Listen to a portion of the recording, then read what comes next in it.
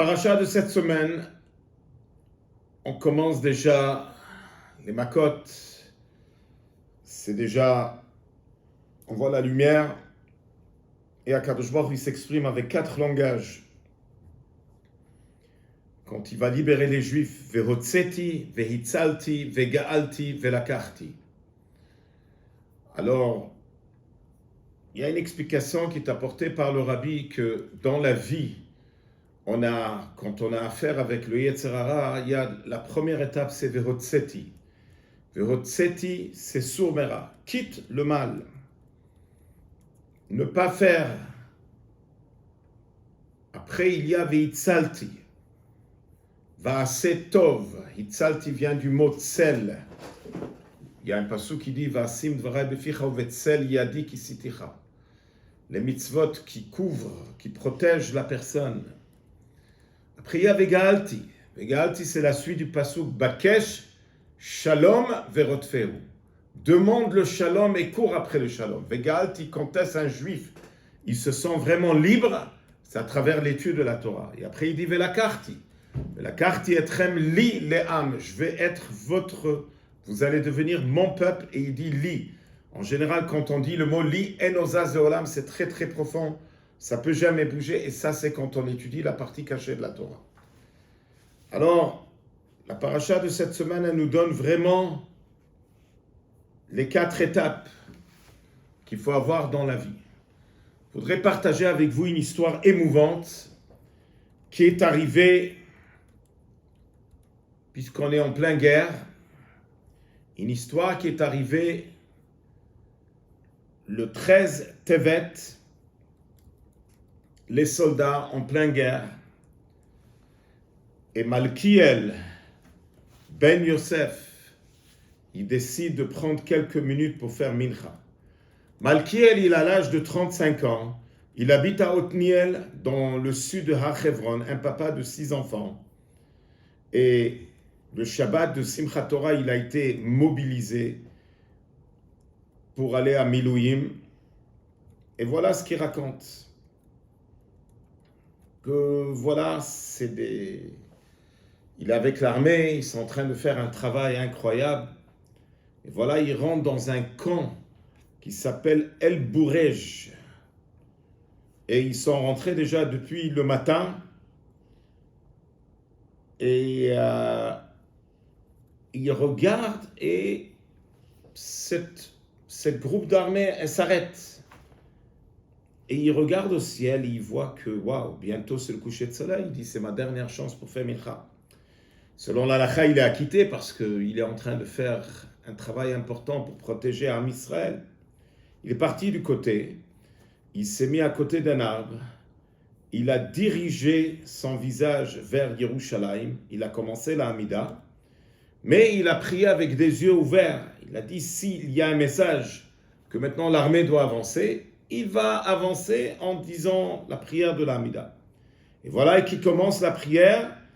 Il est après la bracha Magen Avraham, il voit à une distance de 10-15 mètres, il voit des fers bouger dans la terre. Et qu'il faut comprendre que tout le monde s'en est déjà passé par là. Les tanks, tout le monde a déjà labouré la terre. Tout était bon. Et personne n'a remarqué qu'il y a un tunnel. Alors, il est en train de faire la Hamida et il remarque, pas loin de lui, des fers. Et c'est rien que parce qu'il était debout en train de la faire, la Hamida, qu'il a remarqué cela. S'il aurait été assis, il n'aurait même pas remarqué. Et il pense, c'est quoi? C'est une bête, c'est un animal. Et tout d'un coup, il voit de la terre un terroriste avec un RPG.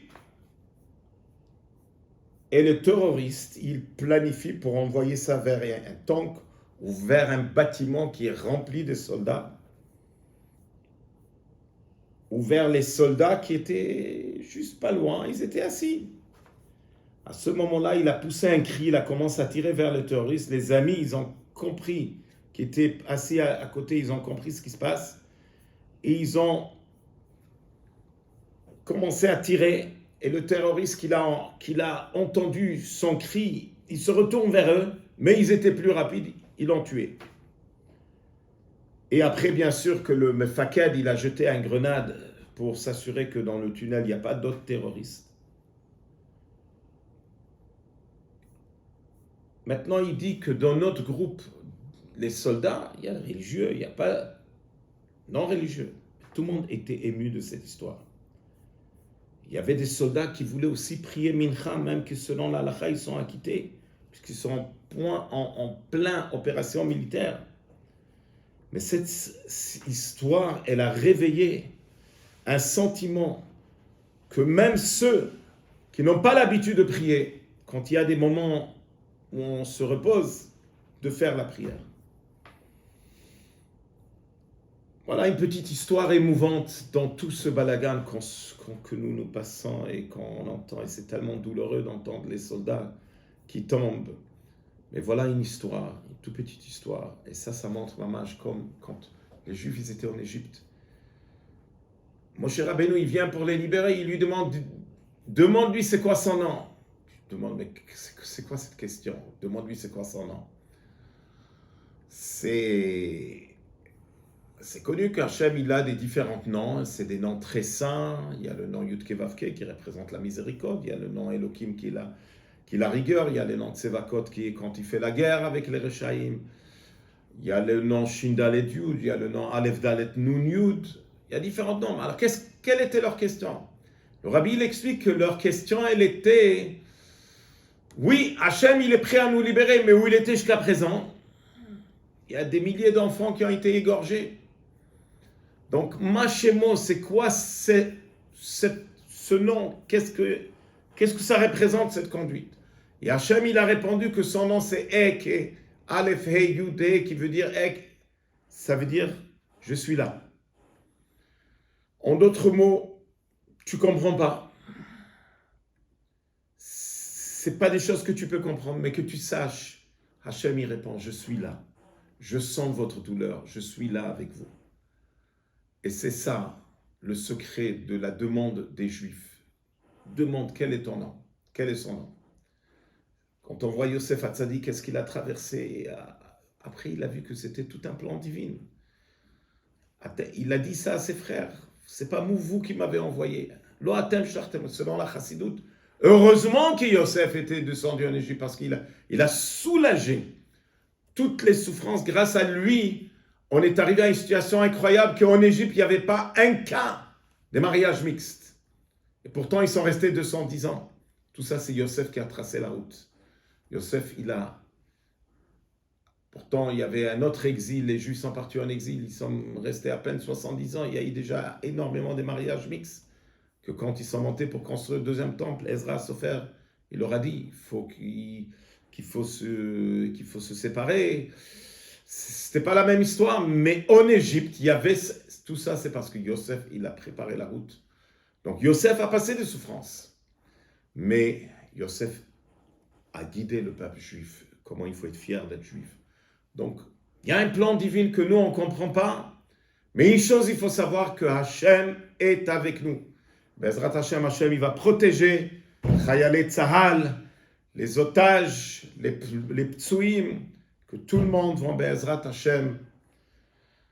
On va voir la lumière divine et on va voir la Géoula. C'est ce qu'on a besoin, la Géoula, très très prochainement avec l'arrivée de Mashiach Tzidkenu. Shabbat Shalom.